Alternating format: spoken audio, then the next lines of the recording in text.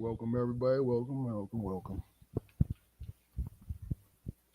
Just waiting for everybody to check in. But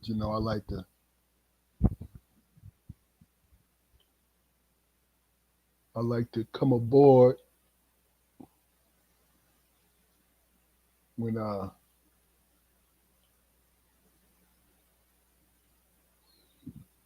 that to how you do it, work out all the kinks and all of that.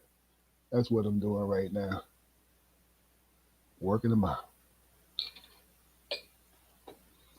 Working them out. We getting it together though.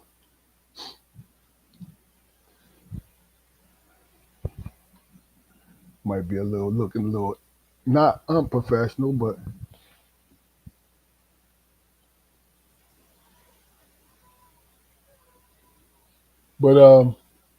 I hope everybody's had a good week. You know, praying for all those who didn't have a good week. I pray that everybody squared away and have the energy and the wherewithal to Is we live? we live. Is we live, y'all? Yeah, My bad, man. I had to get my chicken delivery from the door. of course, of You course, know, it's Friday. of course. Look, Hey, we man. know what's up. You know, I don't know if I told you or not yesterday, man, but about me feeling nostalgic. Yeah, Yeah. Um, for everybody who didn't hear, I was telling my brothers yesterday that I was feeling nostalgic about a certain seasonal treat that your favorite McMurderer has during this month. hmm So I went and got it. Early yesterday morning, man, a mint flavored shake, and I imagine you guys know what it was.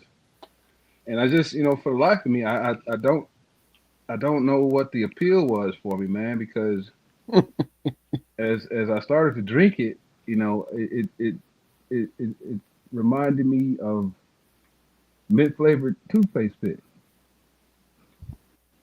You know what I mean? It was just bad. I couldn't even finish it. As soon as I took the first sip, man, my stomach started bubbling. I was like, man, I gotta get the hell out of here. Like $4 or whatever, man. Things are expensive nowadays. yeah, yeah. Everything expensive, man, for real. Everything, I get, everything, everything that has to do with making eggs. I'm saying, I guess everything is made with eggs, man. Goddamn car payment, mortgage, goddamn everything got eggs in it. Hey, I just wanted. I had a discussion with a friend of the show, Bill Burnett, Mm. and I try to not make it seem like uh, it's sports related. Make it seem like people just be on. And, I hate the word. Uh, hold on for a second. Entertain them, Jacor. All right. I'm doing flips. I'm dancing the jig out this motherfucker. Hey, man. It's Friday. It's been a heck of a day, man. Heck of a day. I witnessed a couple of milestones, and I like to think I met some personal milestones today. Um, Sometimes, man, you gotta make a decision, and stick with it. Especially when you tell people. But for me, sometimes, the stuff that I don't tell people I stick to. But you know how that go. But I decided to not smoke in my vehicle anymore. You know, it's been nice so far. Hey, what's going on, bro? What's going on, Damon, fellas? Damon, what's up? What's up? I like the way. Let me just hit this real quick, man. I'm talking to Bill Burnett. I started talking about this. Friend of the show. Philly man to his heart, right? Oh, shit. Dwayne, how you doing, Hey, brother? what's going Welcome. on, Good, bro? man. Hey, Welcome how you back. doing? All Welcome right, back, all bro. right. Welcome back. Welcome back. Welcome back. All right, thank you. Hold on one second, all right? All right. You know, and Bill, I'm talking about LeBron James, right? Mhm. Now he Philly to his heart, and I like the blue. You know, we from Detroit, so we blue collar, and Philly folks is blue collar too. But he's on that LeBron James crying and all this stuff, and I get sick of that narrative. Not the fact that I'm defending LeBron James, but you ever notice in especially if in the sports world Sleepy. where people do not want they complain that you're whining, you're a crybaby if you voice your opinion. Because we all know the difference between what a crybaby is, right? We know somebody who's whining, correct? Now, if you complaining to the ref about a call, if you're used to a call, of course you're gonna say something. You feel me? They all do. Mhm. You understand what I'm saying to you? Yeah. It's just you try to tear instead of looking at it as the sports thing, you try to tear people's character down. Mhm. You feel what I'm saying? And you know you know it's nerve wracking to me. Yeah, yeah, I understand that, Keith, but that's shit. That's what they for. Public figures, man. That's what they for. That's, I mean, that's, you Is know, it? that's Is what it? we. You Yeah, think so? yeah. I mean, anybody who is more or seems to be more than us, or is living bigger than us, you know, they automatically get that scrutiny, man. They do. I understand the scrutiny. If you complain about them not performing, Mhm. fine. But when you're on that, how much they get paid, that's part of it. Oh, he's getting paid all this money and they can't win a championship. That Mhm. money's not coming out of your pocket. But As a matter of fact, the same people who say that, man, they, you know, they get paid a salary at their job, but they can't get to work on time. I feel you. You know what I'm I saying? feel you. So I mean, Yeah. you have to take it for what it's worth, man. If it's entertaining, you know, I might pick it up and use it myself. All right. I saw something on social media where, hey, Dwayne, this is my brother Damon. I don't think he was on when you came through. This is No, Dwayne no. Damon, this is Dwayne Upperman. How you doing, bro? Hey, good, man. How you doing? Pleasure to meet you.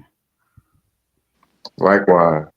Yeah, but what it was, they asked Dwayne, you know, Anthony Edwards said he don't want to be the face of the league, right? You know, they always, after Jordan, they always look like, no, after Bird and Magic left, they was looking for the face of the league. Jordan was the perfect one to be because he did phenomenal things, right? But then after Jordan left, they've been searching. So LeBron comes along, right? Because he's not Jordan, right? Whether or not you want to cheer for him or not, because he's not Jordan, that's all we get reminded of all the time, right? But the man has never been caught. His business, if he got dirty laundry, he's not had any dirty laundry at all out in public. You feel what I'm saying? Speculation, whatever, right? And he's won. But it's like, oh, he's baby. And then here's the crazy thing, which I'm gonna keep it funky. This is the conversation I had today, guys. So y'all got to bear with me. It was frustrating. Here's the thing. He said, yeah, his son.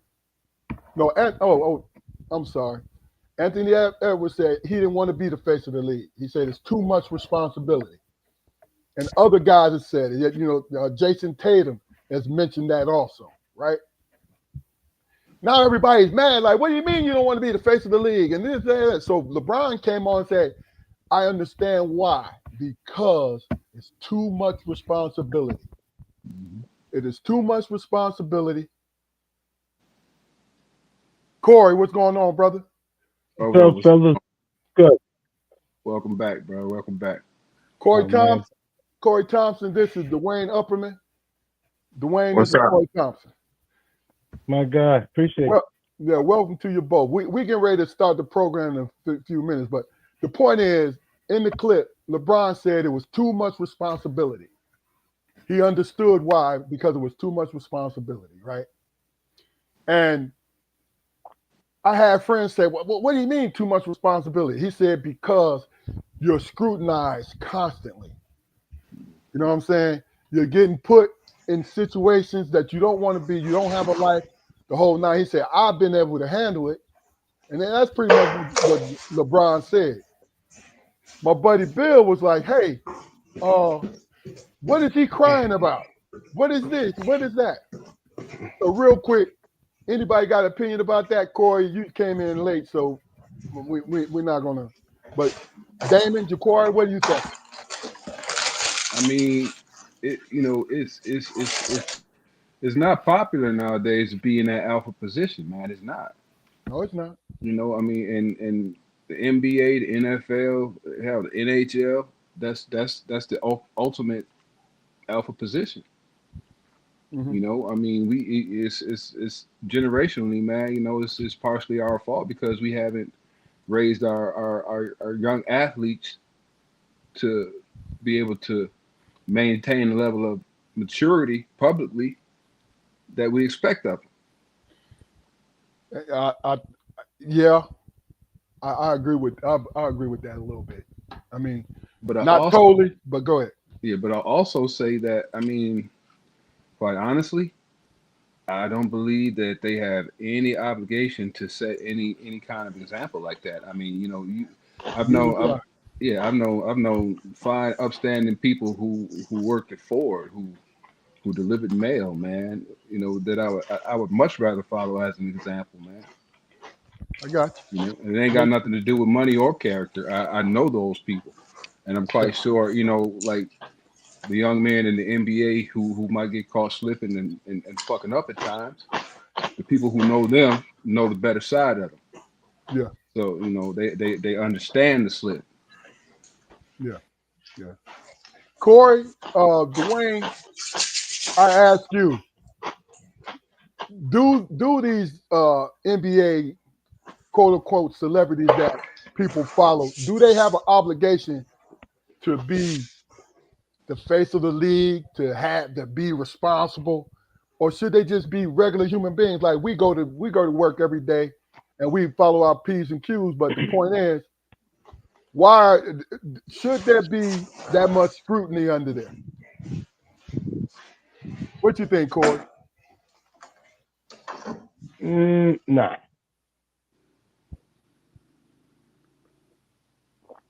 This gonna go into our whole conversation about, I mean, blackness and everything else, but we spend too much time trying to figure out how black people are supposed to act when we see them with money, and we see them in a position, because they don't have power. They just in a position, just like we are in our jobs, the whole nine. So when I look at LeBron and this whole conversation we having about him, I'm looking at him as his family life, right? It's really about character. So it's not really about the game more than, you know what I'm saying? So when they start talking all this other shit, now, if I'm going to take a jab at LeBron, it's going to be, nigga, you saw that your shit was going. You should have cut that shit a long time ago. What kind of shit is that? So again, that goes back to his character again. So, you know what I'm saying? He do some sucker shit. Look at you. You're just going to attack the man's hairline. That's exactly my point. Why? That's some old school shit, right? That's the pinnacle of money. No, the nigga. That's the pinnacle of money not giving a fuck, man. Look at Kevin Durant here. Yeah. But he got that psoriasis. But his shit is natural. Yeah, his shit is natural. That nigga got little Africans on top of his head. Yeah. I respect it. 1,000%. Yeah. But I don't respect a nigga spray painting his hair in, and you 40 plus. Like, get the fuck out of here, man. That whole shit with the playoffs too, where that nigga actually did the whole bow out when he was in just dress clothes. Nigga, just stay home. Like, get on the screen like we doing and motherfucking say bye to the people that you ain't gonna be there. Nobody asked you to get there with that tight ass shit on and everybody. See, now, Corey is joking, but he is proving my point that people just don't like LeBron. Dwayne, what is your opinion about it? I don't really follow sports like that anymore. So I don't. I mean, I don't know much about that. I get I it. don't. Yeah, I don't that's a good follow point. stuff like. I don't follow stuff like that. Yeah, that's Okay. a good thought. All right. Well, no, but still, you can still answer this question. What obligation do you think our celebrities have to our community? They have a great uh, responsibility. Um, they have a platform, so they're representing. So I think they have a great responsibility. Okay, I get it. Okay, so how far though? And I'm not picking on you, Dwayne. This is my point. Okay, say we all agree they have a great responsibility, right? But Yeah. how far does that go? Well, with being a celebrity, you almost transparent. So there's almost no personal life. Mm-hmm. Mm-hmm. Because you want it, That or is it because people recognize you? it comes with it. Okay. Okay. It comes with it, and so with that, it comes responsibility. Gotcha. So it's certain things you have to always keep in mind. People watching you. Yeah. Yeah. Okay. So, and that's something that I'm gonna approach a little later with one of the questions. Yeah. Like Like that's a what great point. Go ahead, Jacor. what do you find to be more important? Realness or an image of strength? A visage of strength and upstanding qualities. You asking me? Yes, sir. Realness. Be real. Okay, so if you enjoy people being real, don't you think a man deserves an off day, even if he is a celebrity? Yeah, Oh, absolutely. I, I'm not the guy that's going to judge. But I can't speak for everybody else. Makes sense. Understood. Understood. All right. Well, look, Damon's having technical difficulties, so we're gonna wait for him to come on. But what I'm gonna do, I'm gonna start the program, guys. I'm gonna see y'all on the other side, and we're gonna go from there. no doubt.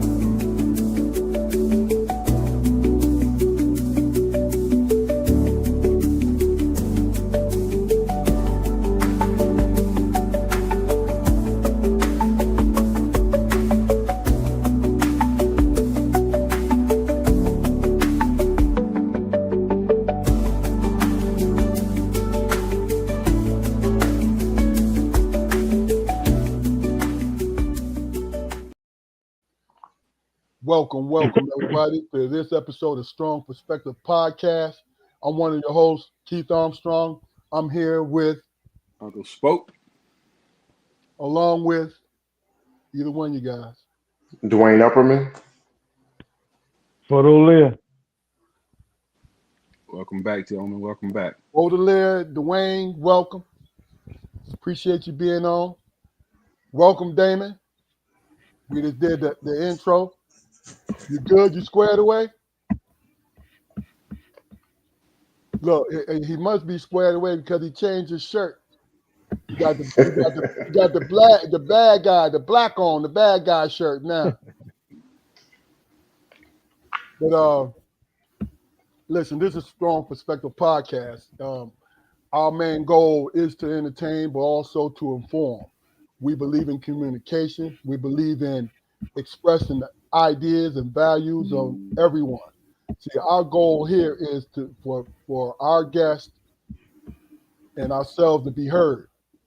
Whether we agree with an opinion or not, whether we agree or not, you're still to be heard here. This is what we do.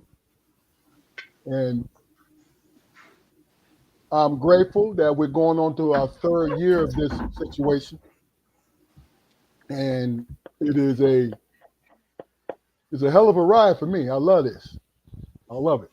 Why? Why? Because look, people who know me, I am a little conservative as far as speaking, but once I start talking, I speak, I talk, I express. Because I believe every human being has the right and should be heard if they want to be heard. But also, they should get the honesty from the people listening to them if they feel, well, wait a minute, man. I need you to explain that to me. I need you to let me know why you feel this way. So basically what I'm saying is two sides of this. Now, the one thing I enjoy about this podcast is we have a sense of humor. We like to laugh. We don't argue. We don't go back and forth. We went through that early on in first year one. But that's when I thought I can drink and drive. But then I went back and looked at the recordings, and when my head is like this, nose red and shiny and shit. No, and I'm leaning in the camera like that. Yeah. No, that's not a good look. Yeah. Not a good look at all. But do us a favor, go to our YouTube channel. Go to our YouTube channel, like, share, and subscribe, man. Build our numbers up. Hey, we've been getting a lot of people lately. In the last 2.5 months, we've been having great conversation and also a lot of feedback from the chat. So, let's enjoy this ride, guys. And we'll go from there. Damon, can you hear us? Damon? Yeah. Okay. You're going in and out, but I can hear you. Welcome to you, brother. Hey, look, when it's on you, this is what I'm going to do. I'm going to do this. Then you mute it. I'm going to call you. I'm going to give you the question. Oh, no. He only got part of that, Jaquar. But, I didn't get most of it.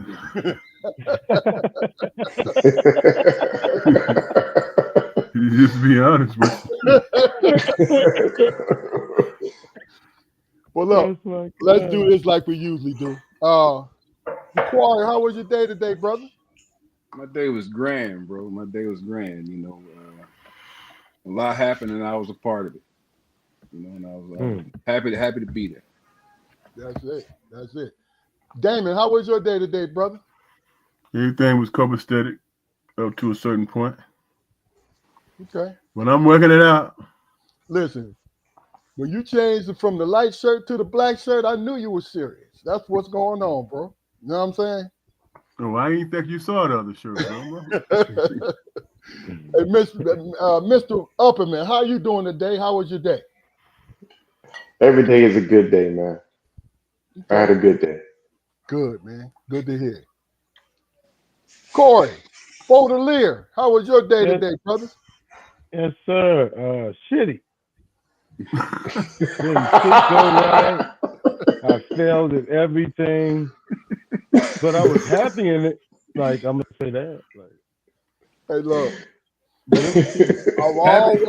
I've always loved your take on things, brother. I ain't gonna lie to you.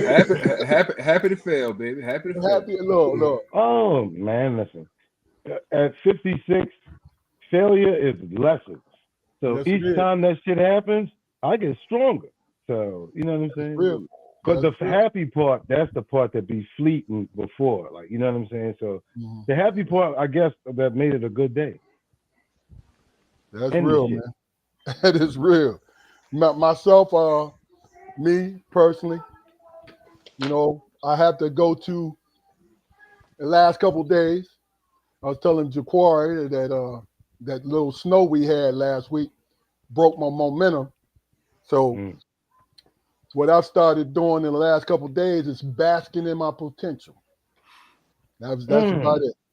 So it's not good, it ain't bad, but you can't stay here for too long. You know what I'm saying? Can't stay there for too long. Yeah, my dad used to say that all the time. I'm basking in my potential. You know what I'm saying? Thinking about the things it can be, Jack. Yes, indeed. But look, the theme of this episode that I wanted to touch on, because you two gentlemen, I think it's perfect because my interaction with you speak your mind. You know what I mean? And you have a reason why you think and say the things that you do. And my brothers, I can depend on them with it also. And really and truly, I want to call us the truth sayers, but I can't do that because everybody ain't guaranteed to tell the truth. But you could say some things, you know what I mean? You can sound truthful, you know what I'm saying? But that ain't my place to try to pick that out. So what I'm gonna do while I'm basking in my potential is absorbing every little tidbit that you guys give me. Because after every episode, I experience growth. You feel what I'm saying? I better, But the theme today, one word. And I want you guys, I'm gonna go to each one of you and let me know if you feel anything about this word. But the theme today is blackness. Blackness as in community blackness. What is your opinion about it? I'm gonna ask for a volunteer before I start picking folks. Anybody got a volunteer? Want to volunteer? Because if you're not comfortable yet, I'll let you know. Let me go first, right? Because like I said, this stuff just crossed my mind as we was going. I looked at these last 4 years, the election, and the last 5 years, the election and everything that's going on, right?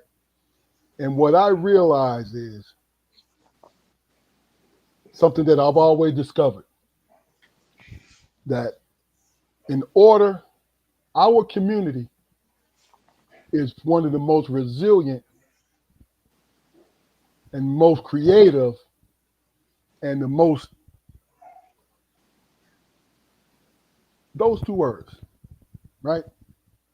Meaning we adapt, we make do, we make our lemonade from our lemons.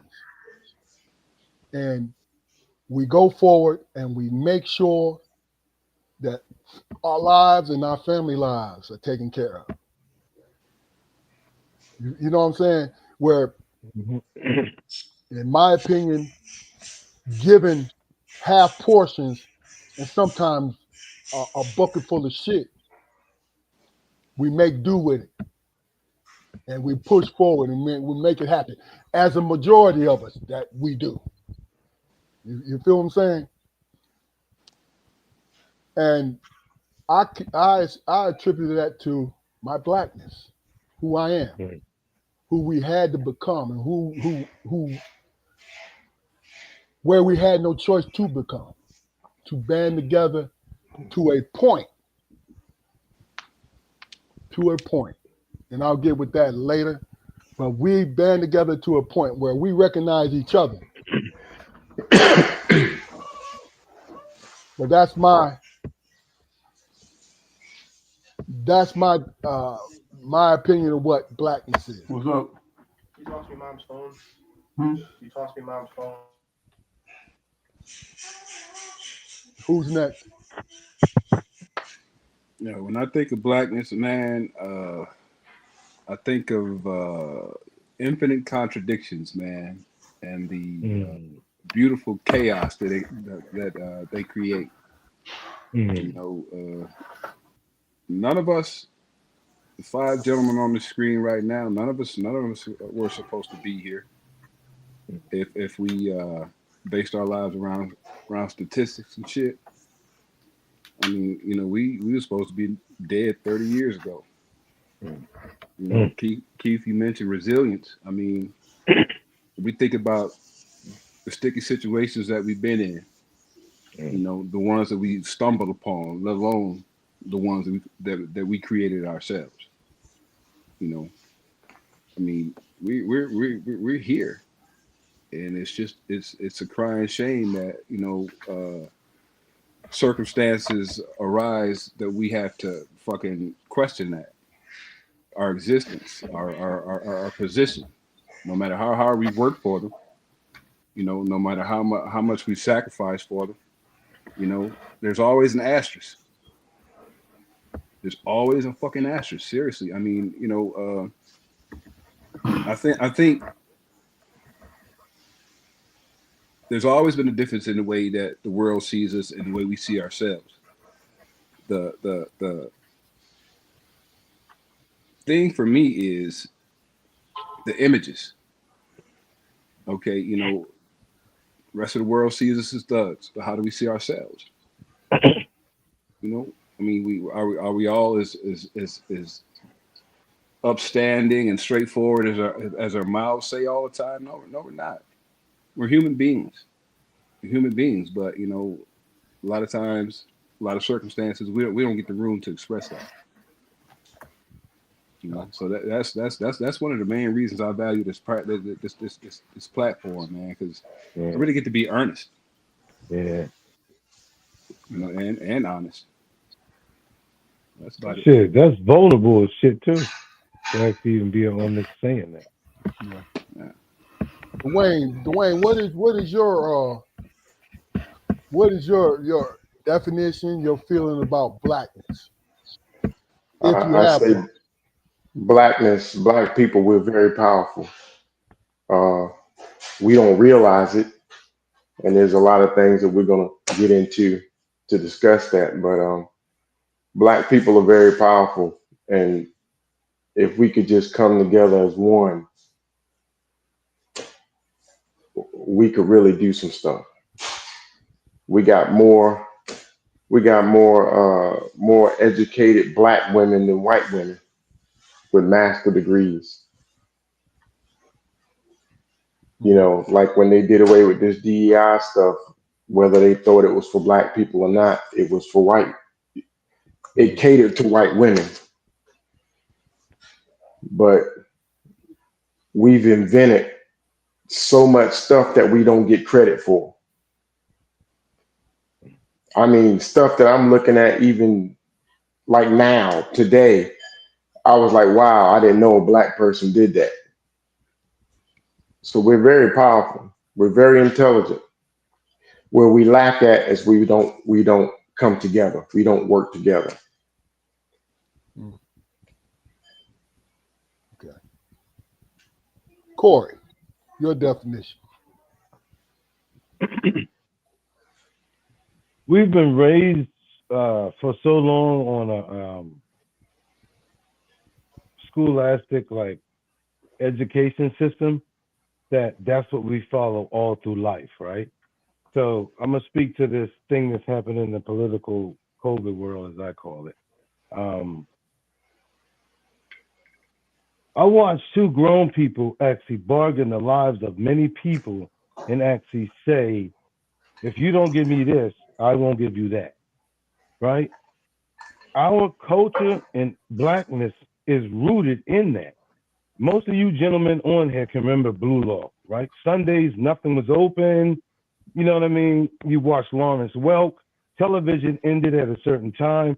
The television shows that I was raised on, Buffy and Jody, this, that, and the other, it raised a white consciousness more than it raised a blackness. So the history for me of blackness is very fragile. It's almost to a point almost like religion where we don't really understand it. We're not intelligent enough. We're so powerful, we don't allow our intelligence to actually dictate how we move. Okay. Makes sense to me. So you got different strokes. You got, you know what I mean? You got concepts being taught to you outside of your family. I don't know how you gentlemen was raised. I was a single parent kid. So being a single parent kid and your mother's gone, you're being raised by television. You know what I mean? Mork and Mindy, this, that, and the other. I'm aging myself, but I'm good with it. Yeah. But it raises you in a way where you have this construct of looking at life in this way that's not your blackness, right? So even like now, when we look at fashion and style, this, that, and the other, as I always say, I love everything that everybody's possibly doing. Again, this is no slap. I'm on my way out the door. But who the fuck is Anna Wintour, right? Everybody follows a concept that's told to them by somebody else, a story, right? So for me, the blackness is rooted in the story that each one of us is told. So the experience, as well as the story, is the whole guideline to any of our blackness. Shit. Good point. It's a good point. I think I want to ask you guys. I'm waiting for Damon to come back in because I want to hear his definition. But to your point, Corey and Jaquari and Dwayne, please chime in. Let me ask you this, Corey.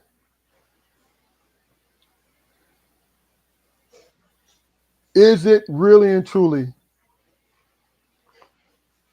blackness that we're looking for, or is it identity? That's a great fucking question. Because for me, I think that's because it's so rooted in so much shit. Like, you know what I'm saying? Like, Right. so yeah. A lot of us are looking for identity. Yes. I mean, as grown men coming from being kids, like, you know what I'm saying? Like, yeah, and it all falls back on what you were saying, how we were raised and what we saw. Yeah.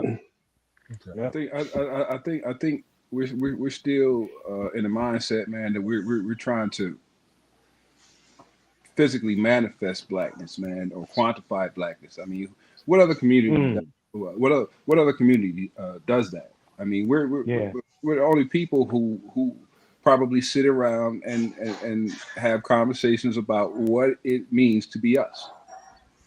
But you know, If that's not an identity dilemma, I don't know what the fuck is, fellas. That is a good point. But here's the thing, though. Other people don't necessarily have to deal with it because they're not. They say white Americans, the whole country is geared in everything they see around white Americans. Right. You see what I'm saying? But instead of and believe me, this is not a patriotic stance that I take, but I take it. Why do we always have to prove to ourselves and to other communities that we are American citizens? You guys understand what I'm getting at? I know exactly what you're at. It goes back to the question you asked about the identity. Like, come on, man, that's what it is. Like, you know what I'm saying? We right here with you. You standing next to me. I'm standing next to you. You seen what I did. You know what's going on. I feed your kids.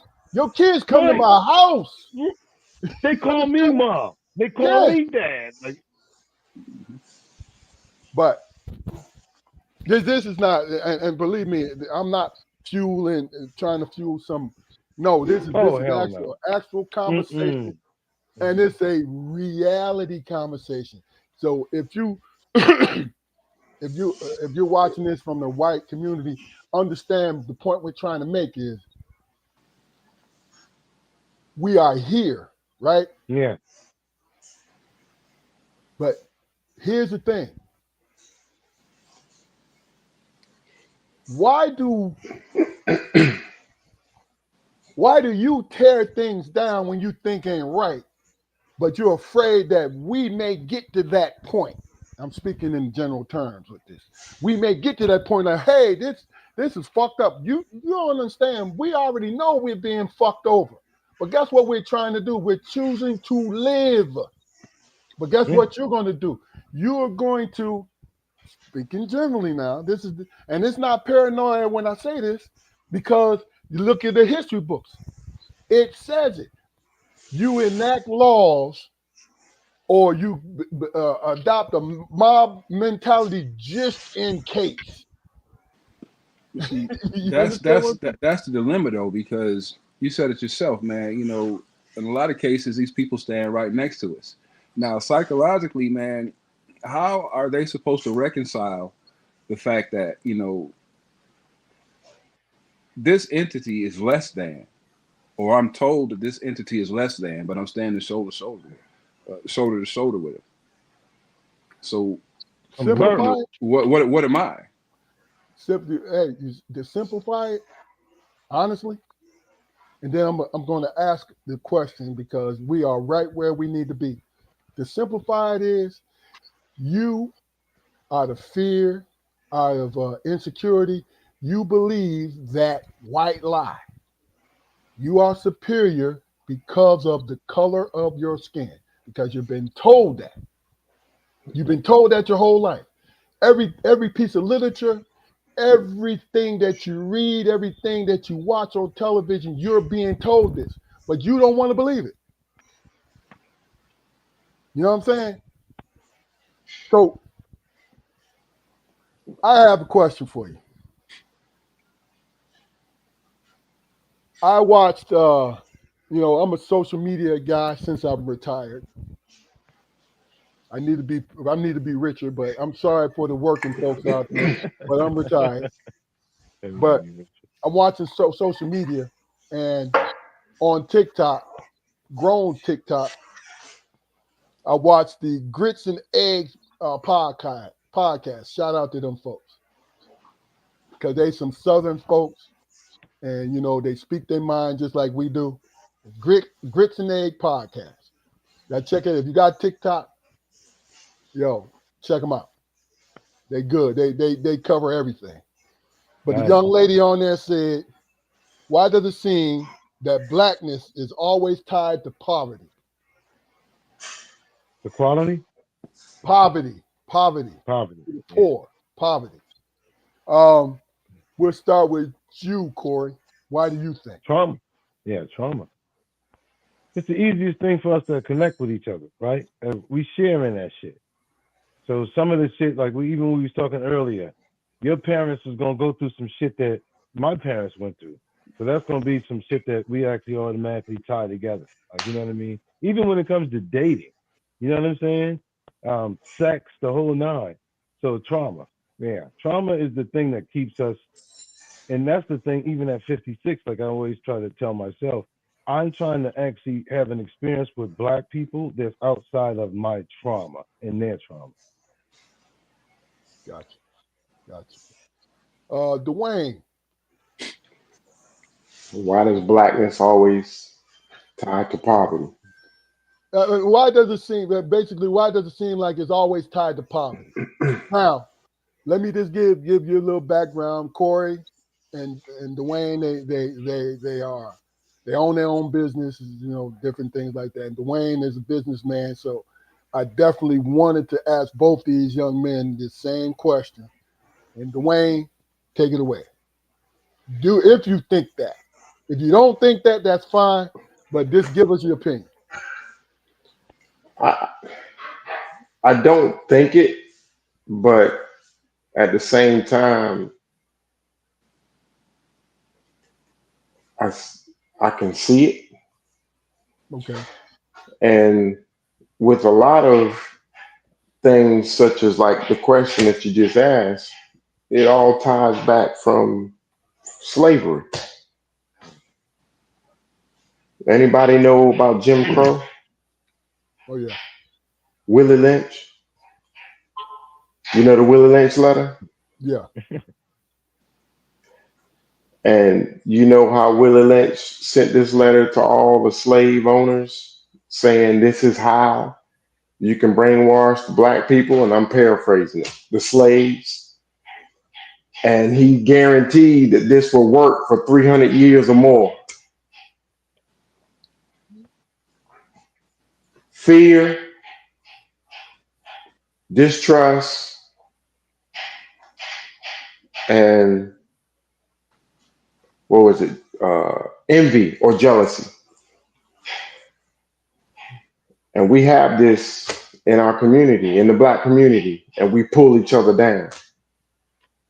So we always in poverty. We can never we can never excel and help each other out to get out of that mind state. Okay, so I'm sorry to interrupt you. I want to go back to what you just said.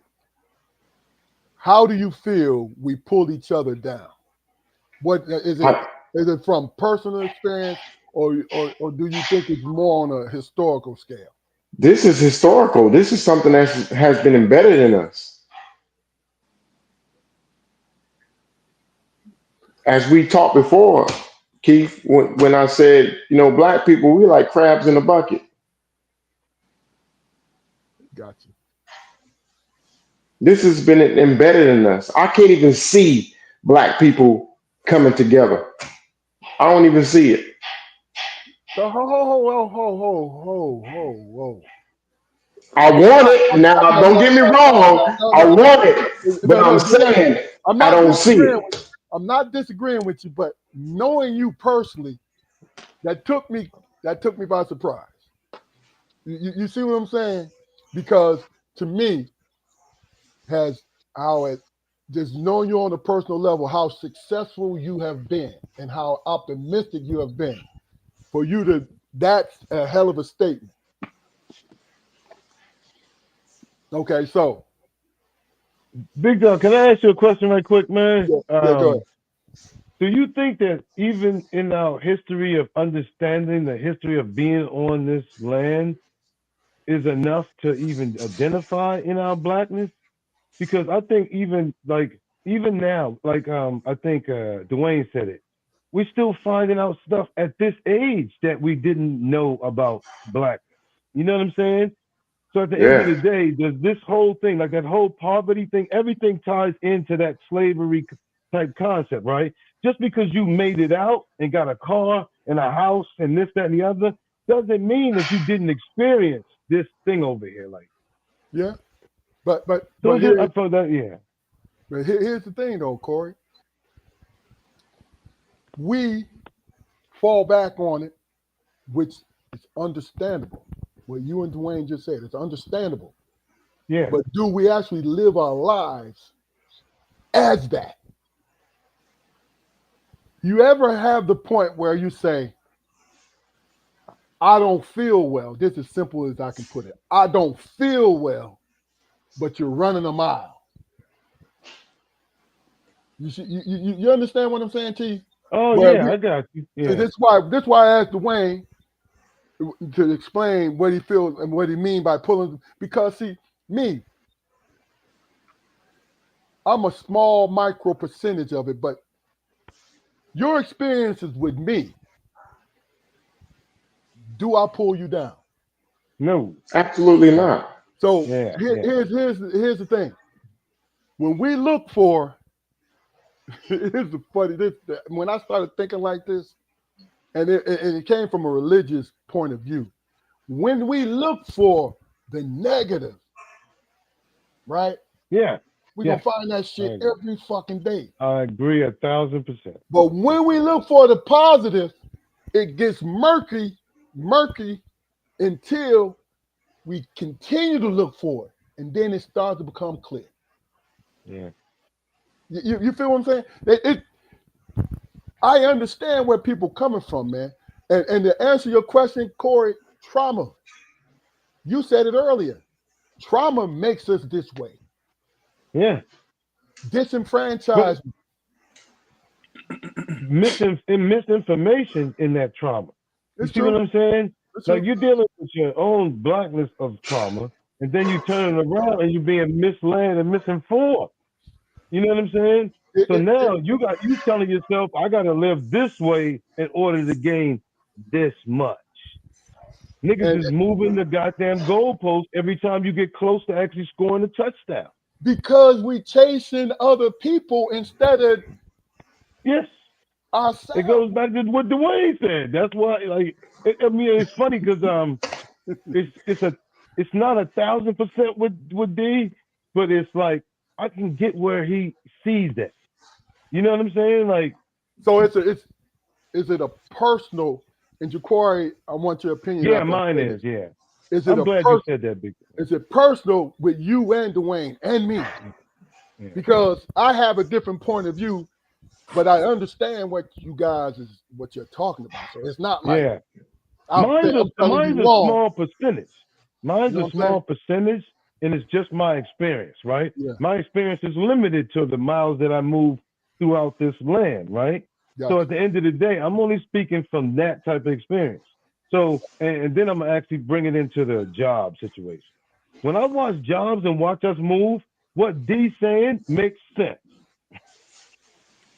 right? Okay. Crab in the barrel thing, this and the other. How the fuck this nigga get up there? You know what I mean? Quick to actually say, this nigga only been here 3 months. Why are you clocking how long I've been here? But look, here's the thing. Jaquari, comment on that, man, and talk to us, bro. What was the question again, bro? My fault. My fault, folks. No, you good. Ask the No. question again, Keith. Hell, we done branched off in so many different directions. First of all, man, you know, as far as everything rooted in trauma, as far as us coming together, let's just start from there. And we you know what I mean? And poverty. Yeah, I mean that's the one general thing that, you know, the majority of us have experienced. I mean, because, you know, I just don't believe historically that every black person that's ever been in this country has lived under slavery. I mean, there's been some free blacks here or whatever, but, you know, poverty, man, it in low circumstances will bring you together. You know, it's the thing that helps us, you know, I identify, you know, with our brothers from another mother. No doubt. You know, I mean, it's too bad. It's too bad. I would have loved to have goddamn Boy Scout memories, but they didn't have Boy Scouts nowhere around where we grow up. You know, but they did have goddamn, you know, liquor houses and some juke joints and shit. You know. Yeah, but you know, keep it a buck though. It wasn't like that we could walk up in them liquor houses and them juke joints. No, I mean, because they was off limits because of what? We had that structure. You know what I'm saying? Yeah. That's the first place. My point being though, I mean, yeah, they were what they were, but they were also meeting places. You know, we've done barbershops. We've done a couple of episodes on barbershops. You know, but you can't forget Miss Letty's bucket of blood. You know, because she has some conversations going on in there too. You know, outside of the goddamn razor attacks and shit. But I mean, it's just certain things in certain situations, man, that, you know, one to one, only me and you and our brothers on the screen is gonna understand. I get it. I get it. I me personally. All right, you guys. Here's my question for you.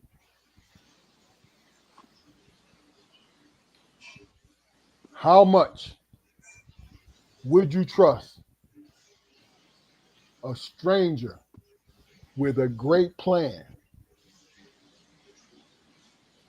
business plan, a great business plan? I'm talking about from top to bottom, right? As opposed to your best friend with the same business plan from top to bottom, guaranteed to work. How much are you willing to trust? It's crazy because which one would you choose? It's crazy because I probably would go with the stranger. Why would you go with the stranger? The stranger don't know me and I don't know them, so obviously they don't have the intentions of, maybe, like I told you before, the crab in the bucket situation. So if everything lines up in his business structure, I might roll with him. Now, it doesn't mean that I won't look at my friend, I'm gonna look at it, but I'm gonna closely evaluate it. But just me personally and how I move, I'll probably go deal with that stranger Gotcha. if everything lines up. Yeah, and I can respect that.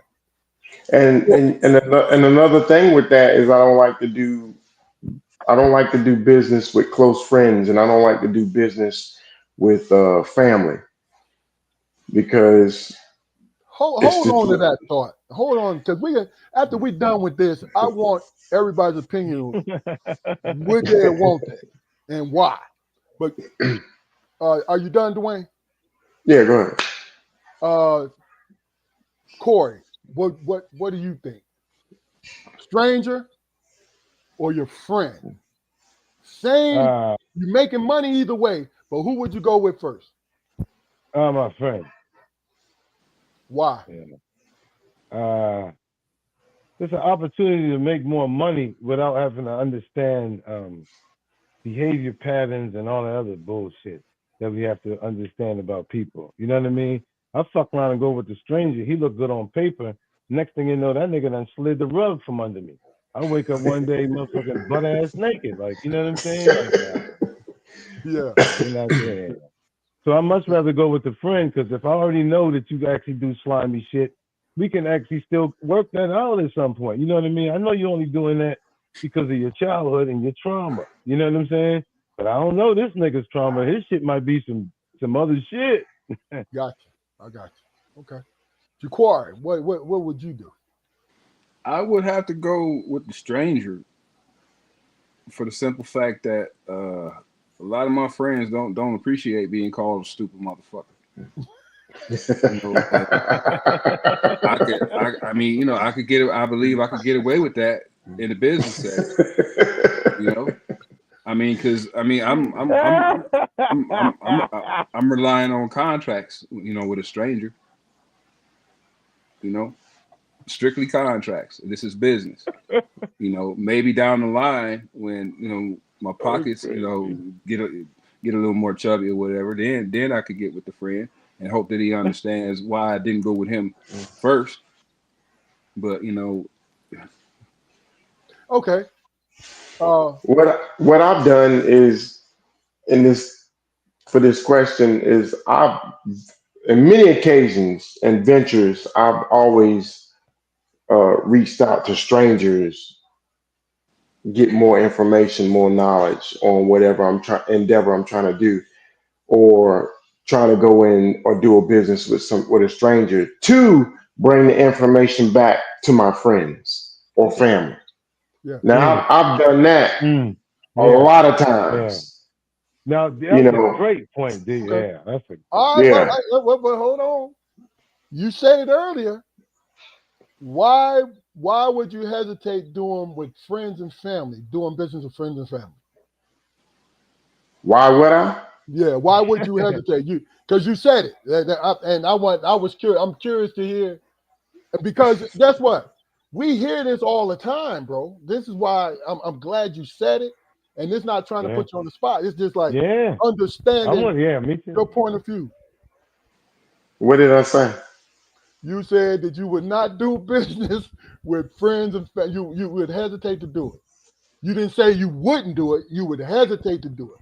You Oh, don't. absolutely. And it's because experience. It's the Okay. expectation, what friends and family expect from you. Okay. I've had personal experiences with that from close relatives to friends. Okay. It's never a partnership.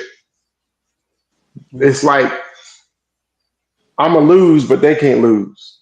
I You got know, when you're in a business together and you have a loss for this month, you take that together. yeah. Not I'm gonna lose it, you know what I'm saying? And you don't. yeah, And because that's what I experienced. So yeah, I'm gonna go deal with the stranger because Yeah. when I look at the stranger, what I'm looking for is where I'm not at. I'm looking for more information, more knowledge. You get it. I get it. plus with a And stranger, and I bring it back to my loved ones. I get it. I Mhm. but understand. Plus, with a stranger, man, there's an opportunity for courtship that you don't necessarily get with your friends. Okay. Your friends know who you are, but in the beginning of building that new transactional relationship, you'd be surprised how much niceties, how far they'll go. Mm-hmm. That's a great point. I mean, me personally, how I feel about it is this: I don't trust nobody that I don't know, even if they have an impeccable reputation. Even though it's a guarantee, I still don't trust them. So I would go to a friend and a relative. But before I pull the trigger on this friend and relative, you got to tell me, you know what the fuck you doing. If you bring it to me. So, in essence, you're saying that you would rather learn the Bible from a family member other than the preacher? The family member might be God touched, my guy. Good analogy. First of all, what a preachers, no disrespect to ministers, preachers, or anybody, they give us their interpretation of the Bible. So I can go to a family member and give me their interpretation, bro. And that's this my opinion. Now, It's the it same, could be but wrong. it's the same information, but one If- has the backing of training. But what if the family member had backing too? See, we all assuming. Yeah, but I didn't say No. that. So you Well, can't add nuances to my No, scenario. that's what you just did with the preacher scenario, my guy. What are you talking about? I mean, you the host. Goddamn, you the host. I'm supposed to be able to play over you like that. What you talking about? No, I'm giving you mine. This is what I'm saying to you. First of all, if I had an excess, now this is me, my personal thing. If I had an excess amount of money and this family member came, I would always swing toward the family and the friend. That's just me. That's how I rock. You understand what I'm saying? Now, I am not a stupid person. Right. I will hold on to my money before I risk anything that I don't know about. You feel what I'm saying? But if the family member coming with this, like I told you, what was the scenario? It's everything. The I's are dot, T's are crossed. Perfect. I just went with the person that I'm familiar with. Corey, you said it. I'm familiar with that person. Yeah. Well, let me clear something up though. I ain't talking about no gator nigga. I ain't talking about one of them. I ain't giving them niggas no money. Fuck out of here. That's my point. That's my point. Because see, here's that's the what thing. I think D said. That's why I was like, I can see what he's saying because Gator No, don't get me it. too. Me too. See, I didn't disagree with Jaquari or Dwayne, not at all. Because our main goal is to do what? Take care of our family. Now, Yeah, no doubt. I love what he become- said when he said give the information to our family. My bad. and it's the truth. It's the truth. But see, the thing about it is, what I understand is being a source of manifestation, being that source. So I pass information, even if I cannot use the information, I pass it. Like, yo, I just ran into something that might be up your alley. You feel what I'm saying? Because hell yeah. You know what it is? I, being the oldest of the three of us, I have a caretaker spirit. I see things like that in my life. I believe that. You feel what I'm saying? And it's not that I'm smarter. It's not that I'm right. No, I've been wrong so many fucking times it ain't been funny. But my point is, what I do is go with my logical heart. Not just with my heart. No, it's got to be logic filled with that. Like, yo, man, why the fuck would I take away from me because I feel he need a chance? But if you said Gator, you said Gator, Corey. If he Gator, I'm not fucking with Gator like that. Like, yo, bro, man. wait a minute, man. You my man. You know what I'm saying? But you know, what they say, we all can't be out here fucked up. Yeah. Can I ask you guys a really really quick question real fast? All right, Dwayne, you mentioned being a giver of information. I respect that. As the giver of information, do you blame the receiver if they don't use it, and do you take it personal? I used to. Mm. Yeah, me too. I don't. I used to. Yeah. I be straight up. I did. I used to. But now I don't. It's like I still feel obligated. I'm not a gatekeeper. So when I Yeah. learn things and as I grow, if I run into a situation where I can make some money, I share it with people that are like-minded, that are seeking the same things. Yeah. And even I have family members that don't, but I still share it with them with the expectations that maybe they might shift and go that way. But That's now real now I shit. don't. Now I don't. I always feel obligated to share it, and then it's up to you. Yeah. Okay. I mean, me personally, I was raised to plant seeds, for somebody else to sow. Because if I'm not in the position to plant the seed and sow it for you, you heard it from somebody. You feel what I'm saying? Until So you're that fall, I don't mean to interrupt you. So that falls back to like when I was telling you, I'll pick the stranger over the friend. I'm gonna get the information. I know what the friend and the family know. I know what their knowledge is. I know where they level at. But Mm. the stranger, he talking different. He got Yeah. more. So I'm gonna feed off that, and then I'm gonna give it to the friends and the family. I mean, I get it. I get it. Here's my thing.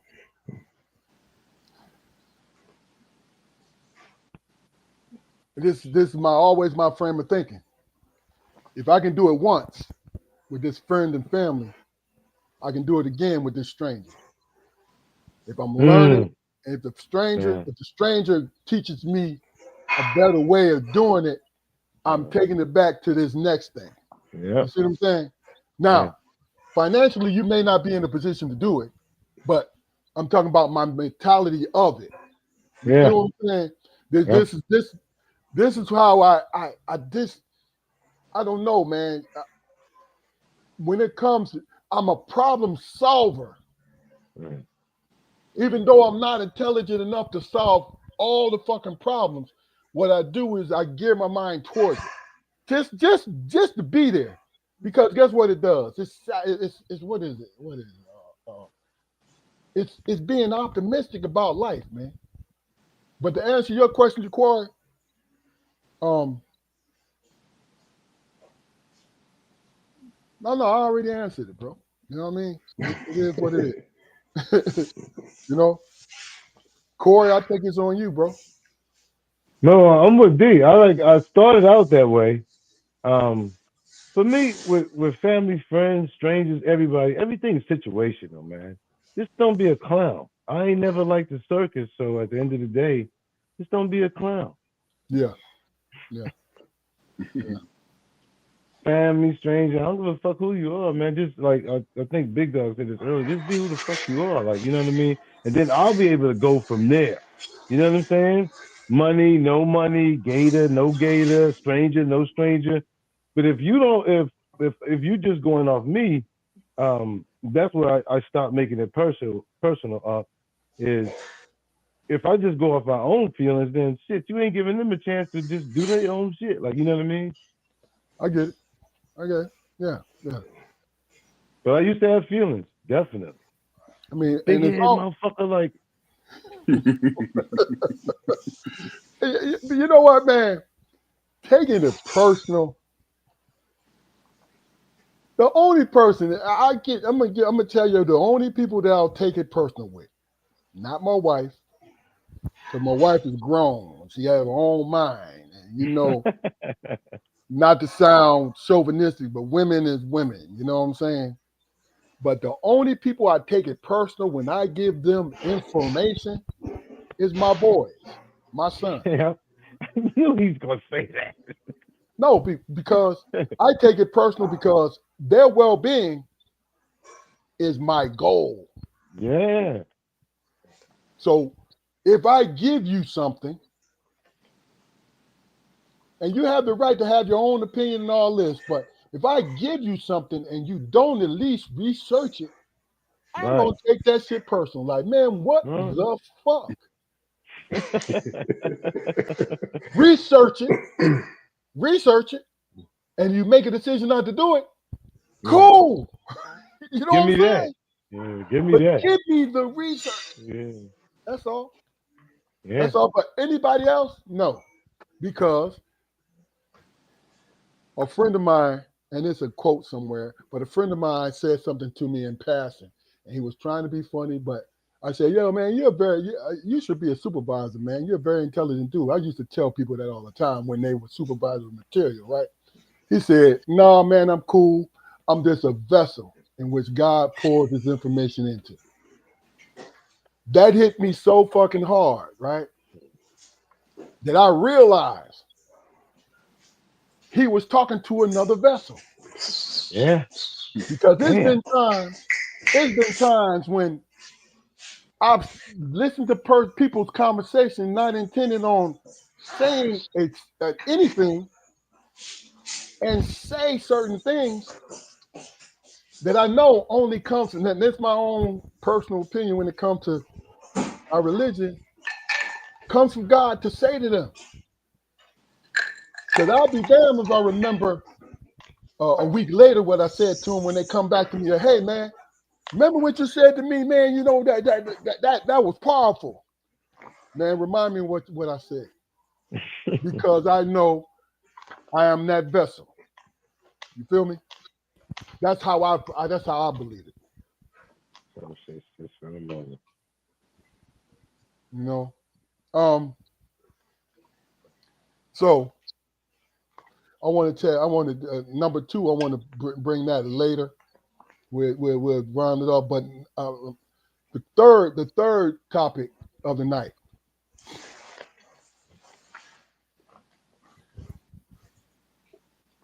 The three classes of America: the poor, the middle class, and the wealthy. Right? This is what this topic is geared to, and I want your opinion about it. And we'll start with you, Jaquari. I said, poor, middle class, and wealthy. They say the American needs all three classes to actually exist. Do you believe that? Why or why not?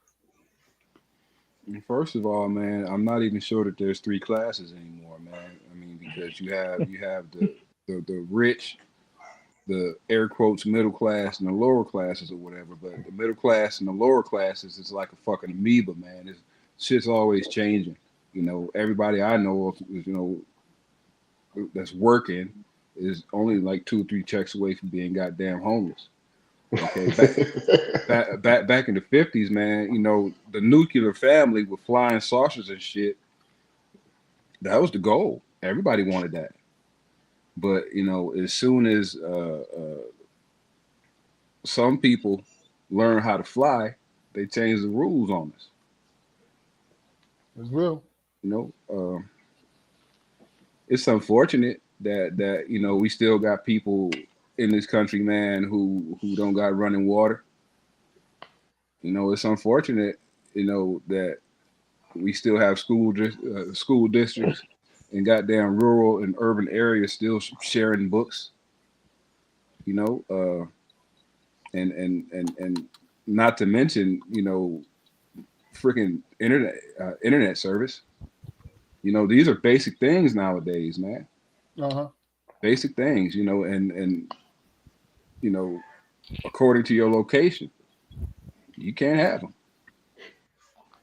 You can't have them. I mean, in 2025, you know, why ain't all cars got goddamn GPS in them?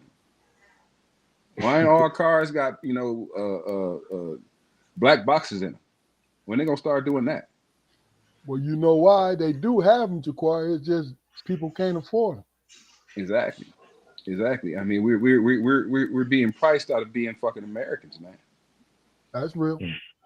You know, That's it real. was a point in time in this country's history, man, where everybody was pretty much guaranteed, the bare necessities, the bare shit. If you wasn't working, if you ain't have nowhere to live or whatever, you could at least go somewhere and find a meal, a soup line somewhere, but people, refuse to offer that service nowadays out of spite.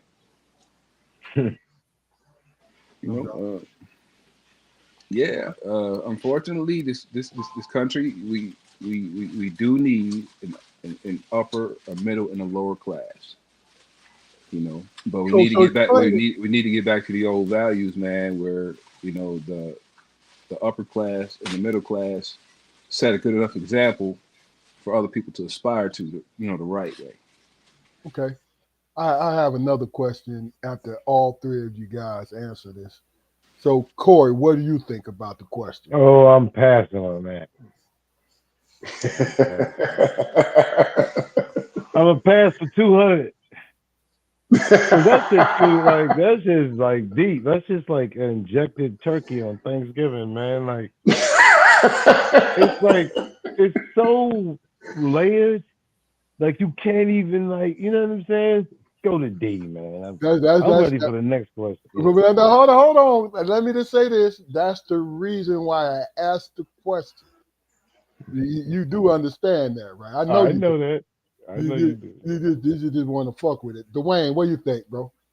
So ask me the question again. There's three classes: the poor, the middle class, and the wealthy. They say that in order for America to function, we need all three middle classes. I mean, all three classes. Do you believe that? Yeah. Why? But so prior to the administration that we have now, we do need all three classes because we got different mindsets in this world. You got leaders and you got followers. Mm, Gotcha. that's a great These point. leaders and these followers are going to differentiate poor, middle, rich. Prior to the administration that we have now, what they're trying to do, the way the government is ran to help the people, it would help the poor because their mindset is only going to go but so far. So financially, they're only going to go but so far. But humanity, we got to take care of each other. Okay. So yeah, we need that. So to understand your point, which is a great fucking point, Dwayne. Ooh, big dog. Let me go back to that. Wolves and sheep. From what y'all had last week, Yeah. nigga, I was in there on that. It goes back to what was D saying. Wolves and sheep. That's why that's needed. Here's I my passed thing, on though. it, my bad. If you create a good point, Corey, but if you create a situation where there's no poor and there's only two classes, Jaquari said the amoeba effect, where he said it in a negative way, but what if it was on the positive side? It's impossible. Why is it impossible, Dwayne? Yeah. It all fall back on the mindset of the people. No. We ain't talking about. Look, listen, what I'm saying to you. I understand the mindset, right? If you just eliminated poor altogether. I'm just talking about So what are we gonna do? Kill them off? what we're going to do is create a situation that everybody has money to buy and live and exist. You gotta elaborate more on that for me to Okay, respond to that. let's talk. Let's do it like this. I'm not a communist. I'm not a socialist, but socialists and communists, right? Which Canada operates under, which English and Canada operates under socialism. right? Where healthcare is paid for by the government, right? Mm-hmm. There's opportunity for food where people are being fed, you know, and I think the only problem is the housing in these different places, but everything else is taken care of. That's So you eliminating the poor. This is what I'm saying. That's going toward eliminating the poor. so Where you people, saying there's no poor in Canada? I'm saying to you is it is less when you got poor people here who don't have health care. Now you telling me if you're looking at poor, Dwayne, where it comes being able to buy a vehicle or be able to live wherever the hell you want to live, then everybody's fucking poor, Dwayne. I'm saying That's not what I'm saying. okay, I'm gonna give you a chance to explain, but I'm saying to you, it's my idea of poor is people who are not able to actually exist under this situation. Yeah. You know what I'm saying? So there's different things to go toward as far as government, as far as community, to eliminate that. Where there are places to live that's clean. There is places to eat that's, you know, get health care. That is possible. But what I'm getting to is, and I want you to comment on this, is the conditioning that we have experienced in our days on this earth, where they're Yeah. telling us it is not possible. Can I say something real quick? It's not possible with the corrupt government we got. I get it, but I'm saying to you that I'm with you. I'm riding with you. I understand what, you know, this, that, and other. I'm just saying, look, getting caught up in the fantasy. Like, oh, what if there's not a poor, and it's middle class or no normal class, and maybe wealthy because they ain't gonna give up shit. But I'm saying we don't have to worry about other people suffering. I was watching I was watching the Facebook Reels thing one day, man, and I seen this guy. He was a financial guru or something. He said if everybody on the face of the earth had an equal amount of money, then all of the money would end up back where it started in a couple of years. Yeah. So it all flows back to what, you know, D was saying about mindset. Yeah. It's the mindset. Hold on. D also said under this current situation of court. No. Let me finish. Okay. I brought up that point for a reason. There's always going to be a poor. There's always going to be a middle class, and there's always going to be a rich. Hold on, wait. I brought up that point for a reason, because what happened to PPP loans? People took advantage of them. What happened to stimulus checks? What? People got that money and they fucked it off. First of all, they stimulated the economy. Hold on. They stimulated the economy. Oh, hold on. Oh, First of all, no. Do not. No. What happened to those months? What happened to those months of unemployment? No, I'm not finished.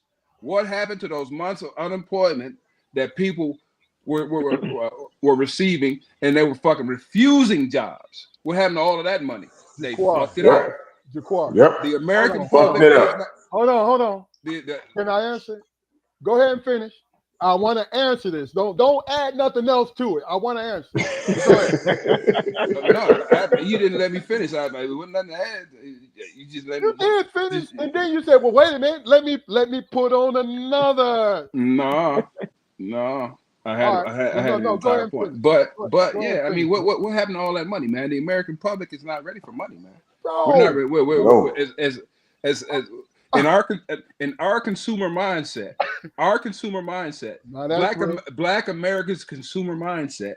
Oh yeah, okay, yeah. You know, we are not prepared for 40 acres and a mule. We're not ready for it. Hey, let me ask you a question. Just a quick question. We don't even know what the fuck to do. No, you go ahead, Armstrong. I'm gonna wait. I have to do Go this. ahead. If we had First 40 of all, acres, Jaquar, hold on. You said you hit the PPP, then you piled on unemployment, and then you said the stimulus. absolutely. Those three things don't even belong in the same category, bro. Why? It's Because free, the it was all it was hold on, it was the all it stimulus- was all opportunities for free money. the stimulus was only no more than $1,400, correct? 14 more And hundred. that was during the pandemic, where nobody could go anywhere. But they still fucked the money up So why did they spend the money? How they fucked the money up, man? They couldn't go nowhere. because I heard people. I know what the fuck they did. Yeah. With the $1,400 when you couldn't go nowhere, you couldn't fuck the money. How up. many times? All right, but hold on. How many Let's talk times did about- they receive stimulus? bro? Let's talk about the PPP. I didn't get that. And look, Armstrong, you know how I know. Look, you know how I know they fucked the money up? Because over 70% of America don't have $1,000 in savings. That's how I know they fucked the money up. Wayne, it was propaganda when these motherfuckers said that nobody wanted to go back to work. That was some bullshit. First of all, we all have at one time in our lives been on unemployment. And I've never. Okay, so let me explain this to you, Dwayne. You get paid weekly, and you get paid the amount of money according to the amount of money that you was making prior. Which, if you're not making $50,000 to $60,000 a year, that payment is not going to help you to keep your apartment. That's why they froze everything, Yeah. brother. Now you're a businessman. Please explain to the quarry about PPP. Please. Well, from what I know about it, it was where the government was giving money to business who? owners. To Business owners. So Yeah. every single time that we heard that it was somebody fucked it off, it was a scammer from Atlanta. Basically. There's all the black people. Basically. There's all the black people in America that own business live in Atlanta. See, Well, that's my point. Now, and Jaquari, I'm not debating you. I'm just saying that you're throwing three things that's not related to each other. That's all I was saying. They're not related, but like I said, man, there were opportunities for the American public to receive a lump sum of money. And I think basically what he's saying is the mindset of people with finances. And it falls back to what I was saying. So when we get money like that, and then you look at statistics, 70%, over 70% of America don't have $1,000 in savings. What does that tell you? It tells you that 70% of Americans are fucking underpaid. No, it tells you they fuck money up because you can live above your means. You adjust to what you make. And how do you do it other than understanding, being a businessman, understanding how to work your business and doing all these different things, right? Hold on. A regular American, if they get a $1,400, come on, bro, $1,400 over a 2-month span is going to be gone if you're living off of eating groceries, driving a car for gas.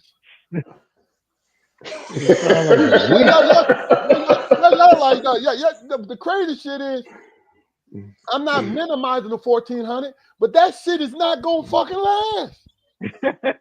If you live in rent, mortgage, hell, the mortgage is gonna be gone. You got to get that 1,400 twice to pay the rent. You ain't ate yet. That's real. That's true. That's true. And that's my whole point, man. Because like I said, I'm not debating and saying y'all wrong. I ain't saying that. I'm saying looking at it from a different point of view to understand where you are. you see what I'm saying? That's it. My sister. Like me, I think I was talking about Canada and England and shit like that, right? They do have a health system where everybody, it may not be that rock star health system, but people, every citizen get health care. You know what I'm saying? Every citizen gets health care where they don't have to worry about going and you know what I'm saying? And my point is this. What we do too much, in my opinion, and y'all tell me what y'all think. What we do too much is we are too much in other people's pockets. About think about it. We went and it was spirited and it was funny. But we sat here and said other motherfuckers fucked off money that they got. Yeah, you know why? Because I didn't get it. And that concerns me as a taxpayer. So you didn't get the stim. You should have gotten the stimulus because if you paid your taxes, you should have got the stimulus. Period. Because everybody got it if they paid their taxes. The first one, yeah. Okay. Don't tell me it's jealousy that's seeping out of them pores, man. Why the fuck not? Why not? I want that money. That's free money. And as soon as it got hot again, they calling me for their goddamn student loan money. I'm like, man, if y'all don't fuck off, man, seriously. And look, you know the crazy shit about the stimulus, though. Honestly, you had to pay that shit at the end on April 15th of the next year. You had to factor that into what you got. So basically, they paying your money and you paying your money back to them. That's basically that's what happened. I understand, man, but the space and the freedom, that little bit of money, gave people, man, the peace of mind it brought. I so could have used it. All right, but look, let me tell you, it was a breath of fresh air. See, the thing about it is, I had retired right when the pandemic hit, so my retirement kicked in and all these different things like that, right? And I didn't have to worry about it. I wasn't living in the lap of luxury. No, that ain't what I'm saying. I'm saying that steady check. But, I was working in law enforcement. So if I was still working, my job was secure. And I'm thinking about other Americans who have really had to sit down for a year and a half. That was crazy.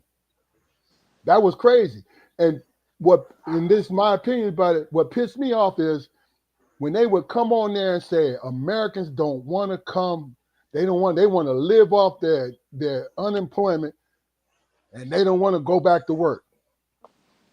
I always thought that was bullshit. I knew a couple of people, bro. Like I said, them people might have had some great jobs because it's based on your actual salary that you was making. You see what I'm saying? That's all.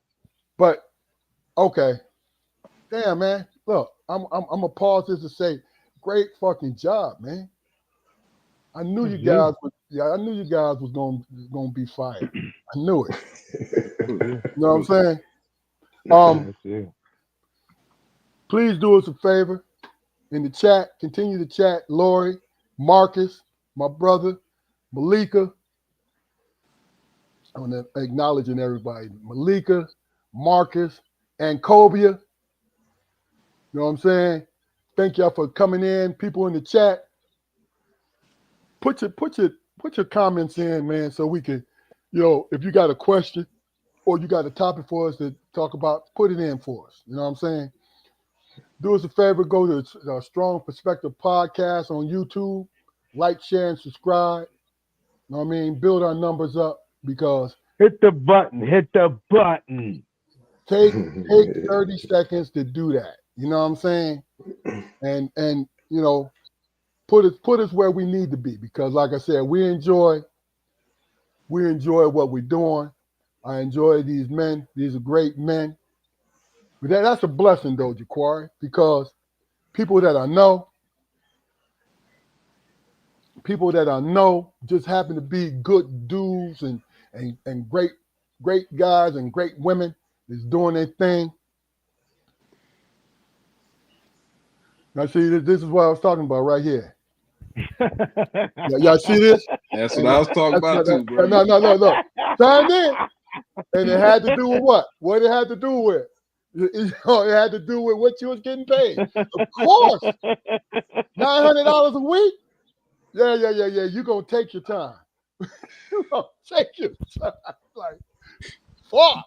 You know what I'm saying?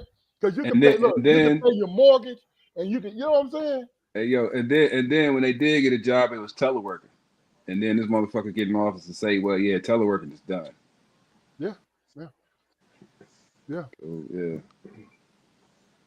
Shannon, what's up, baby? What's going on, brother? I need you, bro. I need you. Look, my head look like a sheep ass. Shannon retired. He did. Shannon retired. Crazy. Okay, all right. Yeah. But hey, listen, let's change this up a little bit. And we was talking about it a little bit in the beginning.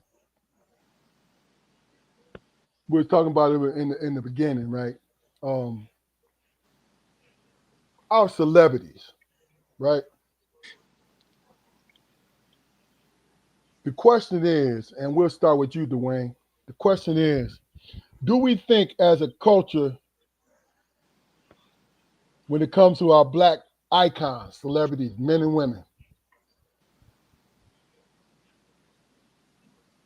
do we think we hold them to a higher standard? When they're caught up in scandal, we want to let them go. And why do we feel betrayed by the reason why we let them go, Dwayne? Do we feel betrayed by them where they're supposed to be the standard? Because we were talking about LBJ about that, LeBron James about that. So the question is, when our black icons, men and women, get caught up in scandal, is it fair to hold them to a high standard and persecute them? And there's a reason why, if you think that it is it because you feel betrayed by them because they are our icons? Well, I don't feel betrayed because they're humans, but at the same time, you got to understand when you step into that limelight that you do represent and you do have a responsibility. And I don't feel betrayed. I wouldn't look any less of them. They fucked up. They made a mistake. It's how they bounce back from it, or what they do from that point on. Okay. But me personally, I don't look at celebrities like that. I look at them as successful black people, and I applaud them and commend them like I would do a person that did lawn care and he's very successful with it. Mm-hmm. There's no difference to me in my mind. On paper with money, it's a difference, but these are two successful, black people. And but as celebrities, we idolize them. So we're looking for and we're expecting for them to be perfect. And they're not perfect. So when they fall short, I don't get disappointed because I know they're human. Gotcha. Okay. Jaquari.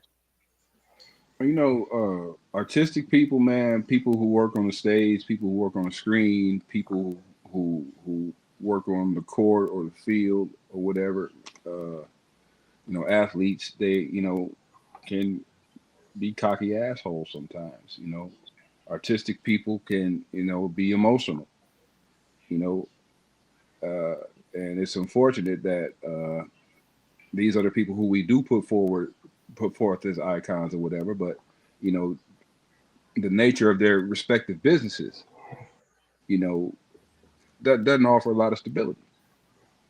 So when they fuck up bad. Gotcha. You know, I mean, you take Samuel L. Jackson and Denzel Washington. Do you think those guys are regular guys? I think it's very easy for them to act like regular guys because they're fucking actors. They're brilliant. But as far as them being, you know, dudes who could, you know, probably you could hang out and have a beer with, you know, I think it'd be interesting. I'm not saying I wouldn't, but you know, I think it would be interesting to see the real them. You know, the you know, the paranoia, the fucking the apprehension about moving towards that crowd. You know, people reach out and touch those people because you know they think they've come to know them through the roles. They think they come to know them because you know they watched them play a championship game. You know, but you don't know these people. Gotcha. You don't know these people. You know, so for you to hold them to that standard, it's not fair. It's not fair at all. You know, but that's my opinion. Okay. Corey. My celebrities haven't failed, so I don't know what to tell you. Like I'm with a celebrity right now, Big Dog, Spoke, like you know what I'm saying. So at the end of the day, I get to see their failures, their successes, the whole nine. So of course I'm gonna big them up. So they're a celebrity to me. I don't know none of these other motherfuckers, man. I don't know where this nigga come from.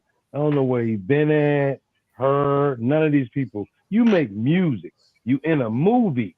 You do this. You have jobs. I'm not excited about your job. I'm excited about the character of the people that I position around me to make me successful. Come on. Yeah. Oh, Absolutely. yeah. Absolutely. Oh, yeah. I think a lot of it has to do with also, you know, how you feel about yourself. Yeah, no doubt. You know what I mean? But everybody look to other people to feel good about themselves. That's why we got bad eyelashes and shit like that. Like, you know what I mean? Niggas spray painting their fucking hairlines in. Like, niggas really about the vein before they're about the real. Like, you know what I'm saying? So at the end of the day, there's a sickness that is amongst us. No, that's real, man. It's like, and it's always an ongoing work in progress for me when it comes to working on myself, because yeah, same here. I had to stop relying on my accomplishments to look at who I am. You know what I'm saying? I had to look at myself as a person, because my accomplishments when I was a young man, when I was young, they were piling on top of each other. You know what I'm saying? I'm in college and people know me and all these different things. I couldn't walk in the city of Pittsburgh without somebody recognizing me or my friends. You know what I mean? But this is in my late teens and early 20s, and a little bit toward the 30s. But this is my point I'm trying to make is, what happened when it leaves?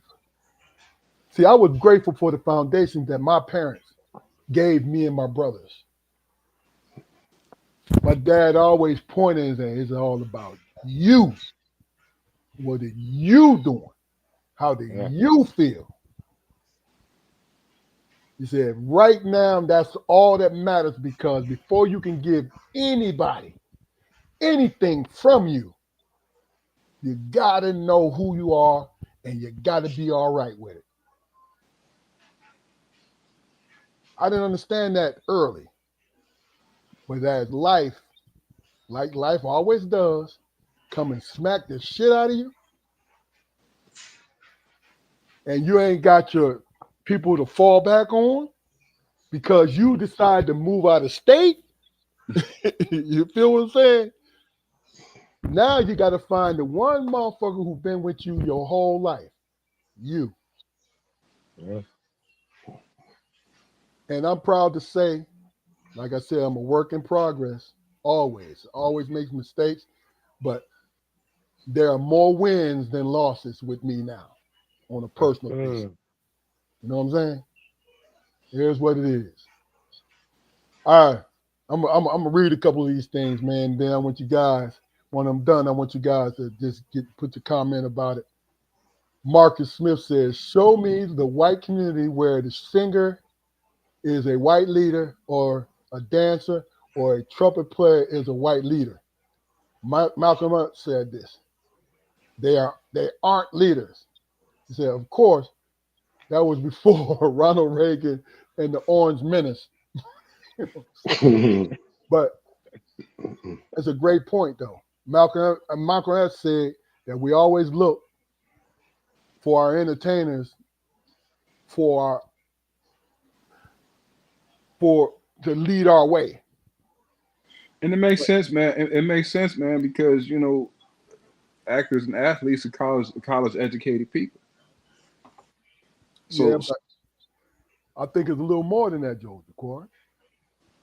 But go ahead. Not all of them.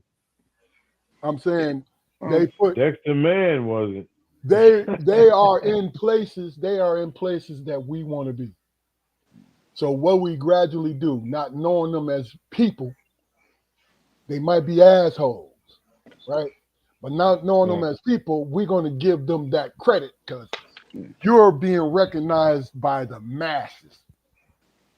I mean, and the masses understand that there is some process, some painstaking process that you went to, that you went through to be where you are, and they respect that.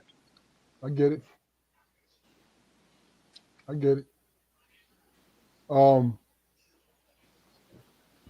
Lori Nicole says, I never want to be successful or comfortable that I lose empathy for people's challenges and struggles. Referring Mayweather calling Trump the best president ever.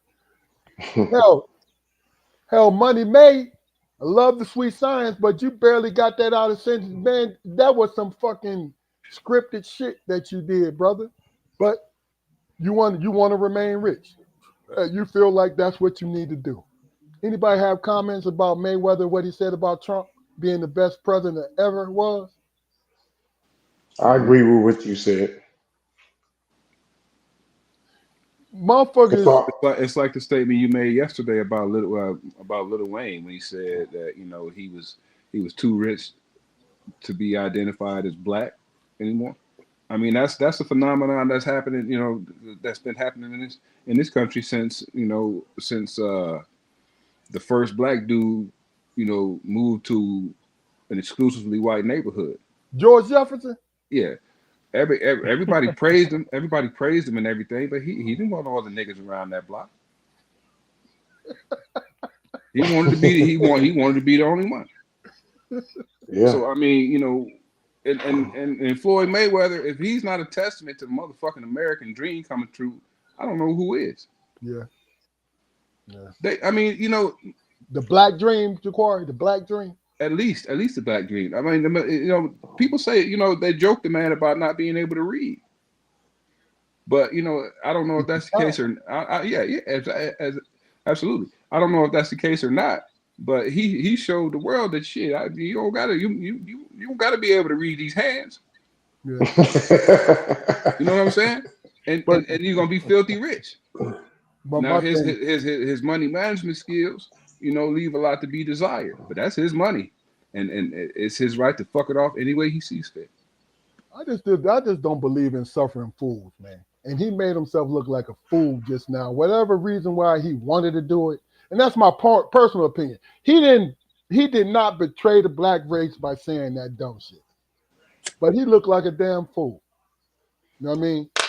Corey, Dwayne, do you have anything to say about it? Nah. Nope.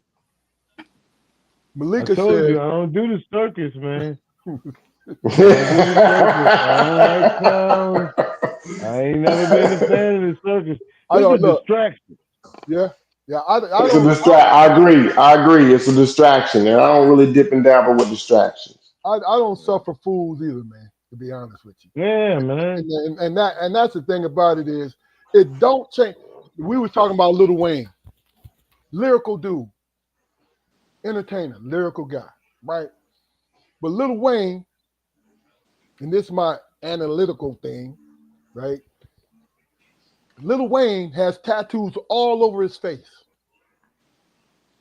What tells me, and there's no disrespect to people who have reason to put tattoos on their face, but that is a mask.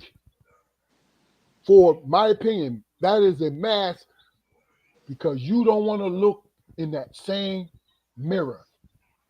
You would want this a distraction. Mm. It's a distraction. I'm not talking about tattoos everywhere else. No, I'm talking about tattoos on your face. That's forever. You're trying to be distracted from something. Big Doug, can I ask a quick question, man? Yes, Do sir. you think we'll ever answer a question without it being personal? Like one of the things I'm interested in is almost like I forgot her name that she actually put up there. I don't want to be too comfortable where I don't understand this, but it's not into that regard. But it's more so a lot of when you ask me a question inside when I want to go answer, I'd be like this, nigga, don't make it personal. Because if you make it personal now, all of this other shit comes out, and it's almost like I think D and Spoke said when it was like you don't allow the person to be human there. You know what I'm saying? Corey. Does that make That's sense? what this platform is for, brother. This I mean, is what is you. We want Corey Thompson to tell us absolutely, and describe his view. absolutely. Period. I mean, Oh, talk this to answer your somebody. question. This answer your question. Yes, everything that you answer is going to be personal. Yeah, That's the It human. That's can be being a though. human It being. can be. It, No, it, no, it- no, no, no. Remember, not only is being a human being mean being a human being, our experience shape us into being a human being, right?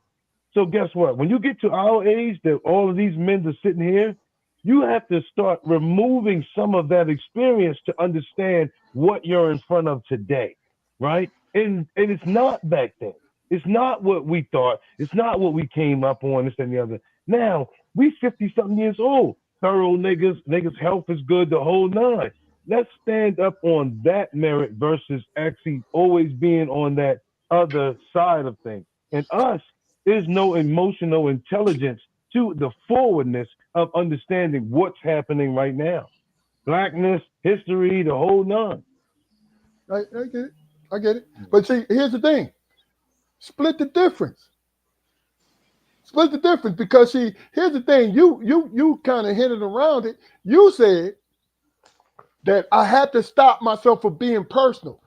Part of being personal is you have a negative thing that you know won't help you once you verbalize it. And that's the experience sometimes. You know what I'm saying? The Then, experience then, sometimes then, is the you see, negative for thing of me, looking at. for me, man, it's like I don't know if you guys were a fan of Fred Sanford, but Yeah. he was out. It was one episode where he was out and about, right, and he went over somebody's house, and he walked there and he said, this house ain't got no smell to it. You know what? I don't smell no food cooking. Ain't no incense burning. Do people live here? And before he left, he said, "Get you some smell in this house. You know, turn it into a home. And Yes.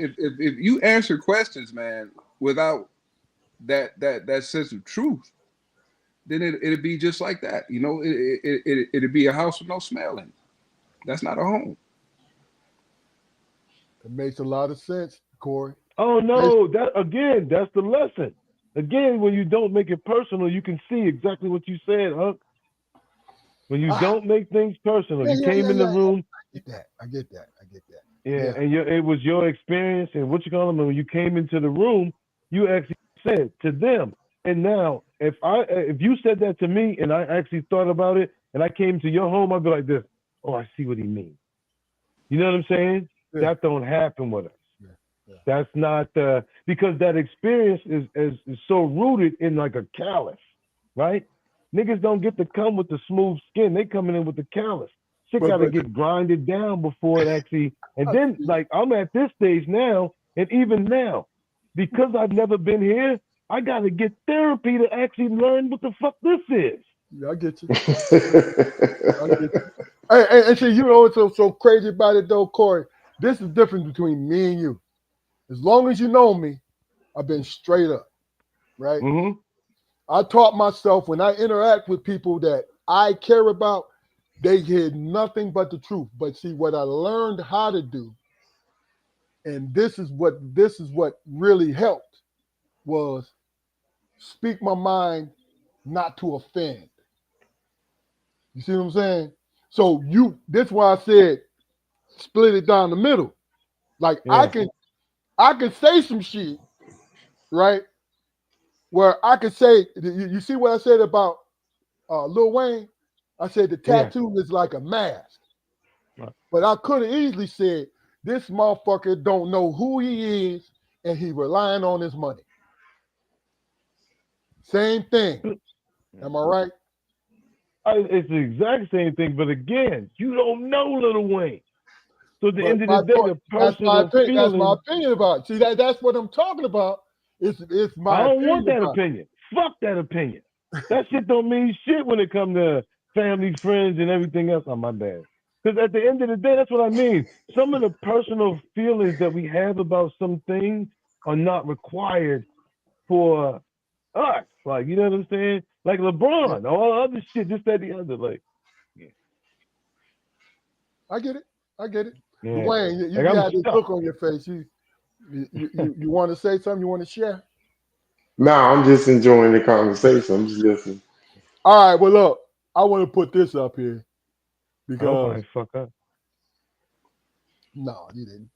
Here, what Malika says. I love Snoop. I was disappointed that he showed us the value of money. He didn't need more over his self-respect. I was disappointed in him because he does a lot of great things in the community. Dealing with Trump contradicts the work. So who is he really? He's an entertainer, number one.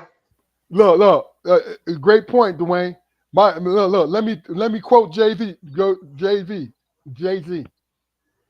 I'm a businessman, not a businessman. You understand what I'm saying, T? Yeah. No, I wasn't surprised when they said he showed up for it. Just like I wasn't surprised 4 years early. You sell like motherfucker, you vote for Trump and blah blah blah blah blah. Mm-hmm. You got to go on X to verbalize that shit. Yo, what they say? What whoever you was without money is who you are with money. That's real. But no. What's the thing, Spoke?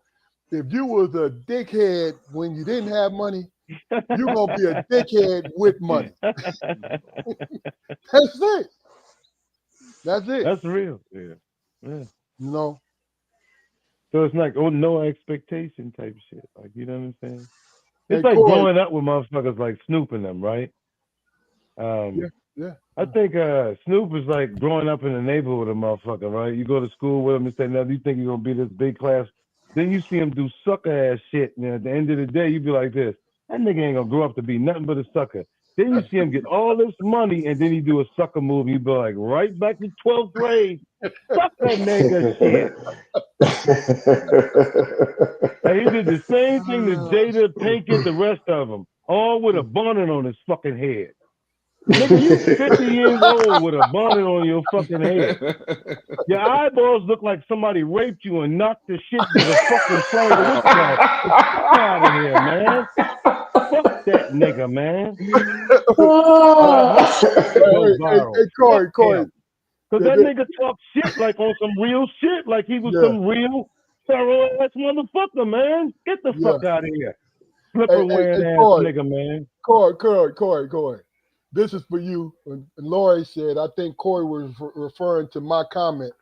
She said, I'm too old to have kids, but I still fight for a woman's right to choose. I'm not gay, but I think that they should be able to love who they want and serve in the military. It's personal. So basically, And you see, know, go ahead. okay, I understand now what you're saying, Big Dog. That your personal opinion matters because now you have the connection with somebody else. Because I agree with her 1,000%. Yeah. Yeah. So yeah, my bad. Big Dog, I apologize. I see exactly What are you apologizing for, man? No. Apologizing in the sense of not hearing, because I'm gonna be honest with you. People have a tendency to not hear and listen, right? They only hear to respond. When you hear listen, you can hear where your mistake is, right? When you hear where your mistake is, now you can self-correct, and now you got the connection. You figure deal me. Yeah. But we on some dumb shit, like D said, crab in a barrel shit. You see somebody more thorough than you with a bad abroad. This is on some nigga shit. Oh, excuse me. This is you already hating on this nigga. Oh, hold on. You had a job with just white people, and then all of a sudden they bring a new black person in. Look, you come to work with a coffee. Hey, Thomas, I got you a coffee. I got you a latte. I got you this. I got you that. As soon as you see that black person, you do this. What's he doing there? You know this nigga. Man, look. First of all, now you about to change the whole energy. Bro, listen. If I was ever in that position, and another brother or sister come on here, I'm gonna be across the room like this. Hey, oh yes, sir. Come over yes, here. Sir. Bring yes, your sir. ass here. And Yes, it ain't gonna be about me trying to find an ally. No, I'm filling you out. What's up? Yes, sir. You know what I'm saying? What we gonna do? Do I gotta look over my shoulder because you feel that I'm a threat to you? You know what I mean? Exactly. Yeah. But guess what? See, there it goes. But It Corey, starts you in know the when trauma. I learned that. You know when I figured that out. The first 15 minutes of conversation with him. Yeah. Yes, sir. The energy. Well, Big Dog, I was gonna take it to you and Keith last time. That fucking military training. Like you don't get to actually be a regular person after that. Now everybody's a fucking interview. Got you. So you have to watch yourself so you don't allow yourself to actually overshadow who the person is, right? So now every mistake they do, yep, got that. Yeah, well, I knew you was gonna do that shit. Yeah, all right. Now you done fucked the whole shit up. You ain't giving your friendship, none of the shit, no chance, right? So at the end of the day, that for me, everything is that, like watching yourself first, awareness. No doubt. All right. This is the last question of the day. And y'all bear this out because I was talking to my barber, real good dude, friend of the show, Rico McCoy. Rico said that he was working a job. And they gave Rico a new guy to train. Right? And Rico said, well, listen, this is what you don't do. It was a brother. This is what you don't do. Don't go here. Don't go here. Don't go into that closet. Do not go in that closet by any means necessary. Do not go into that closet. Right? Then, the brother was like, yeah, I got you. Right? And Rico said he's kind of dismissing him. Right? So, the next day, I think a little while after, they're working. No, it was the first day. They're working. Rico said his phone is blowing up. Right? He said it's from him.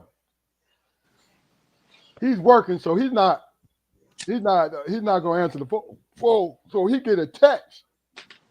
He says the man texted him and told him, I'm in this closet. Somebody put a piece of machinery in front of the closet and I can't get out. can you come and get me? Right? Rico said he looked at it and he said to himself, I told him not to go in there. And he put his phone down. And he didn't go. Right? So later on, the man came up to him and said, hey man, you ain't get my text. You didn't do this. Rico said, I didn't look at his phone. So my question is, would you have handled it the way that Rico handled it? We'll start with you, Corey. What? Not looking at his phone? Not I didn't know you was. No, not going. No, he saw that he was locked in the closet from the text because he showed me the text. Yeah. But he didn't. said, Rico said, I told him not to go in there. He said, I reiterated not to go in there. And he went in there anyway. And he went in there anyway. Yeah, I'd have left his ass in there. Why? Why? Because it's his own fucking mistake. Like, at the end of the day, if I already told you something and you go and did it anyway, especially as a grown-ass man or woman, at the end of the day, you deserve what the fuck you actually get. I respect that. Now, if it's death, what you call them now is different. But if you're just going to fuck around and get locked in there, you got to stay in there for a minute. Nigga. Like. Okay. Dwayne, what do you think? I agree. I'd ignore the text and left his ass in there. Okay. Why? If I clearly told him, don't. It's not like I'm talking to a fucking toddler. I'm talking to a grown man. And I clearly told him, don't. And he do it anyway, stay in there, nigga. Okay. I'm going to stay around, but you got to stay in there. You got to eat that, homie. Yeah. Yeah. Quiet. Well, I'm gonna go and I'm gonna talk to him through the door for about 10 minutes. He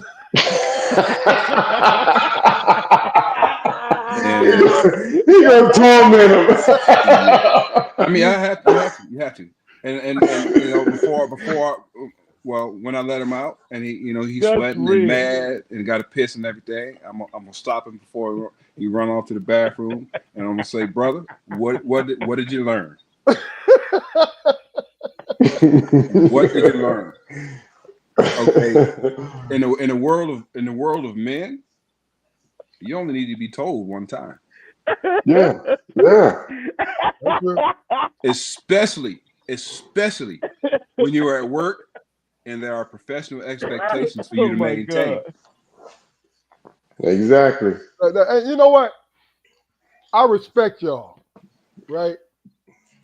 But when he told me there was some white boys that locked him in that closet, I kind of changed my mind because I was with him. I was like, yeah, let his ass stay there, right? But then now my loyalty kicked in like these. I said, you're a stupid motherfucker. You stupid. But I ain't gonna let these motherfuckers get away with this dumb shit. You know what I mean?